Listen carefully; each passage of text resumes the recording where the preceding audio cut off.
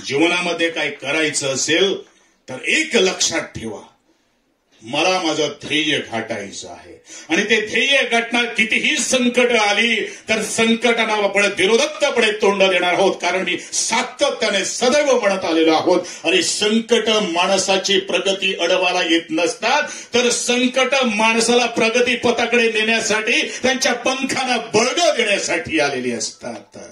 आणि संकट त्यांच्यावरती ओसाळतात ज्या माणसाकडे ती ताकद आहे, क्षमता आहे आणि तो पेशन्स आहे. आणि अशाच माणसाबरोबर देव सुद्धा सदैव चालत असतो, कारण देवाने त्याची परीक्षा घेतलेली असते.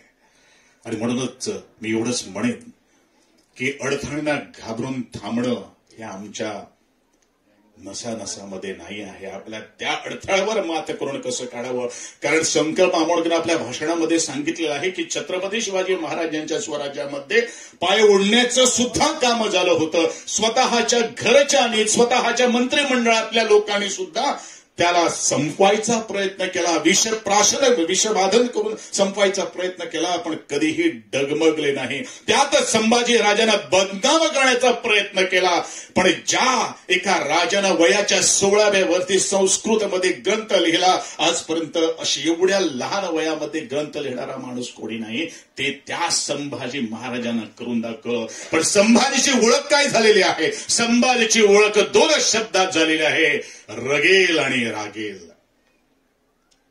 अभ्यास करा, वाचा आणि नंतरच त्या इतिहासाची अभ्यास केल्यानंतर तो इतिहास जो आहे ना, तो आपल्या जीवनामध्ये आत्मसात करा. छत्रपती शिवाजी महाराजांनी आम्हाला 100% दिलेलं आहे. मी फक्त एवढंच सांगेन आजच्या पालकांना आणि आजच्या लहान मला बघतात त्या मुलांना, फक्त 10% छत्रपती शिवाजी महाराजांचं तुम्ही आत्मसात करा. तुमच्या क्षेत्रातलं तुम्ही तुमच्या क्षेत्राला तुम्ही शिवाजी नक्की बनणार, हा माझा पूर्ण आत्मविश्वास आहे. आणि तुम्ही बनाल अशी मी अपेक्षा बाळगतो. आणि जाता जाता आमच्या आदरणीय सुनीलजी शेट यांनी मला एक मागणी केलेली आहे की आम्हाला 4 नाटकं करायचं आहे. त्या 4 नाटकापैकी तुम्हाला मी सांगतोय की तुम्ही जे करायचं आहे ते करा, तुमच्या बरोबर मी उभा राहील. पण आणखी एक गट घातलेली आहे की त्या 2 ऐतिहासिक नाटकापैकी माझं एक नाटक तिथं सादर करायचं.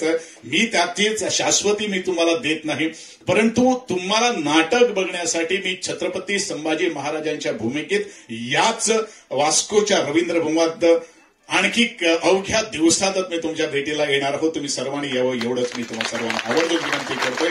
सर्वांना एकच जयघोष करायचा आहे, एकच जयघोष करायचा आहे. मी सांगतो तेच बोलायचंय. परत एकदा मी सांगतोय, मी जे काही सांगतोय, मी काय म्हणतो तेच बोलायचं आहे. मला दुसरं काही नको आहे. बोला छत्रपती शिवाजी महाराज की.